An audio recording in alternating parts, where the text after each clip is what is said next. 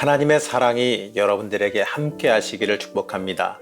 오늘 함께 보실 하나님의 말씀은 욥기 14장 7절에서 9절 말씀입니다.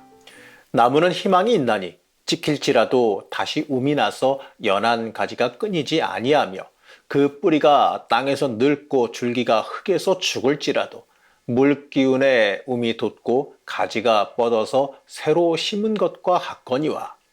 오늘도 엔게디 말씀 묵상과 함께 하시는 성도님들을 축복합니다. 오늘 읽은 이 말씀은요, 욥이 세 친구와 행한 첫 번째 대답의 마지막 부분입니다. 욥은 이 친구들과 이 대화에서 기대할 것이 전혀 없어지니까 이 친구들과 대화하면서 위로받을 것도 없고 뭐 해결 방법도 없으니 이제 하나님에게 자신의 문제를 직접 들고 가길 원합니다.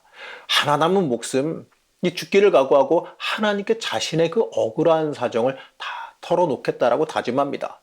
이 부당하게 당하는 이 고난의 이유와 의미를요, 이 고난의 궁극적인 그 원인인 하나님께 직접 따져 묻겠다라는 거예요. 오늘 말씀은 욥이 하나님께 이 자신의 속사정을 토로하는 이 기도문의 형식으로 되어져 있습니다. 그렇기 때문에 이 구조와 문맥적으로 13장 20절부터 함께 볼 필요가 있습니다.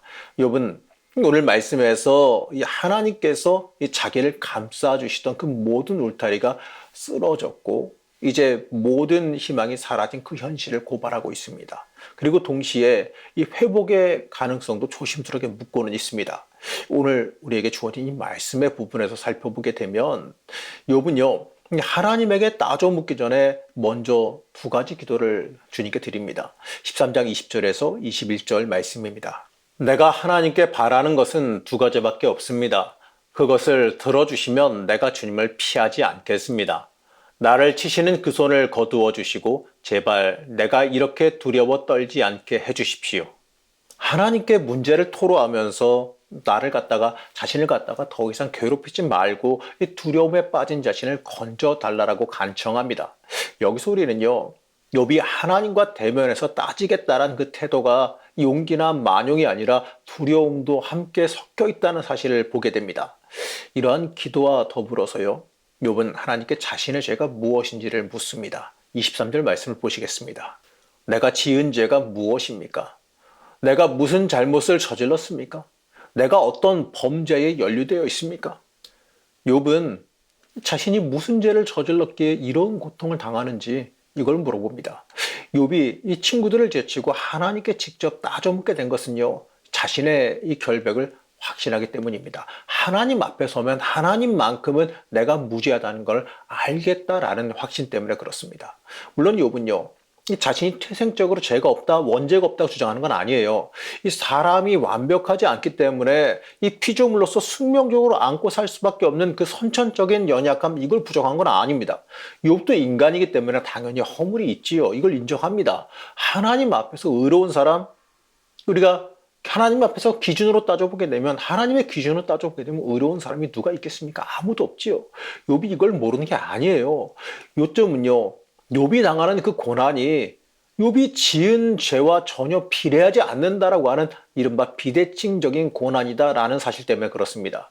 그 당시에 보편적으로 통용되던 이 도덕적인 인과율, 그 권선징악에 비추어 보더라도 이 상대적으로 더 경건하고 의롭게 산다고 자부했던 그 욥이 이 다른 사람보다 더 큰 고난을 당해야 되는 그 이유가 이해가 되지 않는다라는 거예요. 비율로 따져봐도 안 맞는다라는 겁니다. 근데 이 결백한 욥을 하나님께서 이 마치 바람에 날리는 나뭇잎 같이 대하시고 이 마른 지푸라기 같이 욥을 공격하신다라고 하는 거죠. 그래서 자신을 위협하고 원수처럼 대하신다라고 욥은 이해하면서 말합니다. 그리고 욥을 일거수일투족을 다 조사하시더니 마침내 이 쓰레기처럼 천대하신다라고 욥은 푸념하고 있지요. 한마디로요, 막다른 골목까지, 욥 스스로가 이렇게 얘기하는 거예요. 나는 막다른 골목까지 내몰렸습니다. 하나님이 나를 막다른 골목까지로 내몰았습니다라고 단식하는 겁니다. 그러나 이러한 이 막다른 골목에 내몰린 욥은요, 하나님을 향해서 좀 조심스럽게 자신의 소망을 말해봅니다. 14장 6절 말씀입니다. 그러므로 사람에게서 눈을 돌리셔서 그가 숨을 좀 돌리게 하시고 자기가 살 남은 시간을 품꾼만큼이라도 한번 마음껏 살게 해주십시오. 욥은 조금이라도 좀 안식할 수 있는 여유를 달라고 간청합니다. 이처럼 이 처절한 고통 속에서도 욥은 한 줄기 희망을 버리지 않았어요. 욥은요 14장에서 이 나무의 경우를 희망의 본보기로 삼았습니다. 나무가 찍혀도 음이 돋고 가지가 자라고 물기운만 있으면 다시 싹이 나고 새로 심은 듯이 가지를 뻗는다라고 하면서 희망을 말해요. 물기운만 있으면. 여기서 욥은요 모든 것을 다 잃어버리고 마침내 목숨까지도 깜빡깜빡 기울어가는 이 자신의 운명 앞에서 이 수액의 영양분으로 다시 소생하는 나무 이미지의 희망을 거는 겁니다. 나도 나무처럼 나무가 그 수액의 영양분으로 다시 소생하듯이 나도 소생할 수 있겠다라는 것이죠. 그러나 사람은요 나무와 다르다는 것을 다시 말하면서 결국에는 절망을 말합니다. 이 천하장사랄지라도 한 번 죽으면 다시 살 수 없다라고 하는 그 냉정한 현실을 바라본 겁니다. 자, 그렇다면 이 죽음에 처한 인간이 어디에서 이 고난당하고 있는 인간이 어디에서 희망을 얻을 수 있을까요? 욥은 이렇게 이야기합니다. 스올, 이 스올이라고 하는 곳으로 피난을 꿈꾼다라고 말하지요. 이 스올은 다른 말로 말하면 음부입니다.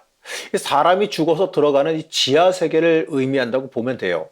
이 당시 시대의 사상으로 보게 되면 이 스올의 개념은 이 지옥의 개념은 아니었어요. 지옥의 개념보다는 이 선악에 따른 형벌과 무관한 이 죽은 자의 대기 장소처럼 여기면 됩니다. 욥은요 자신을 향한 하나님의 진노가 그칠 때까지 그 수월에 들어가 숨어 있기를 원했습니다. 그리고 나서 하나님의 그 최후의 심판 때 나가서 심판받으면 되니까 어쨌든 간에 지금의 현실보다는 거기가 더 편할 거라고 생각을 했던 거죠. 하나님께서 자신을 그렇게 배려해 주셨으면 지금 당하는 그 고난보다 차라리 죽어서 머무르는 곳, 그곳에 가 있는 게 더 좋겠다라고 희망하고 있는 거예요. 그곳에 숨어서 하나님이 정하신 시간에 자신을 다시 기억하셔서 회복하실 그날, 언젠간 하나님이 회복하실 거라고 믿는 그 욥이었기 때문에 하나님께서 다시 회복하실 그 날을 거기에서 피해서 좀 기다리게 나를 좀 배려해 달라고 요청하는 겁니다. 그날 이 모든 고통에서 벗어나 새롭게 될 것을 나름 욥은 기대하고 있는 겁니다. 그러나 이러한 희망은요 다시 냉정한 현실로 돌아왔을 때에 무참히 꺾이고 말지요. 14장 18절에서 20절 말씀을 보게 되면 주님에 대해서 이렇게 욥은 말합니다. 산이 무너져 내리고 큰 바위조차 제자리에서 밀려나듯이 물이 바위를 굴려내고 폭우가 온 세상 먼지를 급류로 씻어내듯이 주님께서는 연약한 사람의 삶의 희망도 그렇게 끊으십니다. 주님께서 사람을 끝까지 억누르시면 창백하게 질린 얼굴로 주님 앞에서 쫓겨날 것입니다. 욥은 이 주님께서 연약한 자신의 희망을 그 희망마저도 이렇게 사정없이 끊으신다라고 탄식합니다. 상상 속에서 가졌던 그 희망도 또다시 상상 속에서 스스로 허물고 있는 거죠. 욥이 극심한 고난의 현실 앞에서 수올이라고 하는 그 죽음의 한 가닥 희망을 건다라는 것 어떻게 보게 되면 좀 흥미로운 발상이기도 하겠습니다. 물론 현실이 너무 고달퍼서 나온 심리적인 도피의 한 부분이겠습니다. 종말의 그날까지 심판이 있는 그날까지 피해 있고 싶다는 그 심정 한마디로 욥이 지금 끝까지 몰려있고 너무나도 힘들고 너무나도 괴로워하고 있는 그 심정을 여기서 읽을 수가 있습니다. 사랑하는 성도 여러분, 우리가 잊지 말아야 될 것이 있습니다.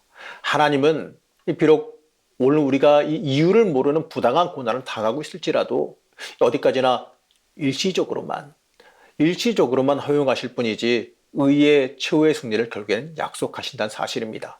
요한계시록 22장 11절 말씀에서 12절은요 이렇게 말씀합니다. 이제는 불의를 행하는 자는 그대로 불의를 행하고 더러운 자는 그대로 더러운 채로 있어라. 의로운 사람은 그대로 의를 행하고 거룩한 사람은 그대로 거룩한 채로 있어라. 보아라, 내가 곧 가겠다. 나는 각 사람에게 그 행위대로 갚아주려고 상을 가지고 간다. 우리가 생각할 때에 이 부당한 고난을 당할 때마다 의의 최후 승리가 이루어질 새하늘과 새 땅에 대한 비전을 포기하지 말아야 됩니다. 하나님은 잊지 마십시오. 우리를 여전히 잊지 않고 기억하십니다. 당장은 우리가 이 고난에 있기 때문에 하나님께서 우리를 외면한 것처럼 느끼실 수도 있습니다. 하지만 하나님은요, 우리를 끝까지 고난 속에 있게 내버려 두시지 않아요.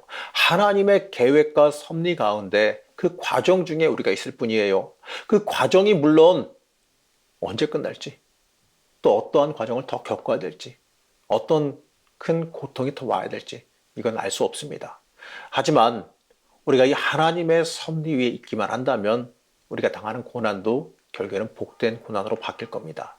우리는 성숙한 믿음으로 이러한 고백을 말할 수 있어야 됩니다. 그리고 우리는 오늘 말씀에서 좀 깊게 봐야 될 게 있어요. 나무는 비록 찍혀 죽어가더라도 이 찍혀서 죽어가더라도 수액만 빨아들이면 우미 트고 잔가지가 돋아나 다시 소생합니다. 우리도 똑같아요. 우리가 이 생수의 근원 되시는 그 예수님을 의지하게 되면요, 고난이 결국은 지나가게 될 것임을 봐야 됩니다. 이 고난 중에 우리의 힘과 소망은 오직 예수님께 있음을 믿으시기 바랍니다.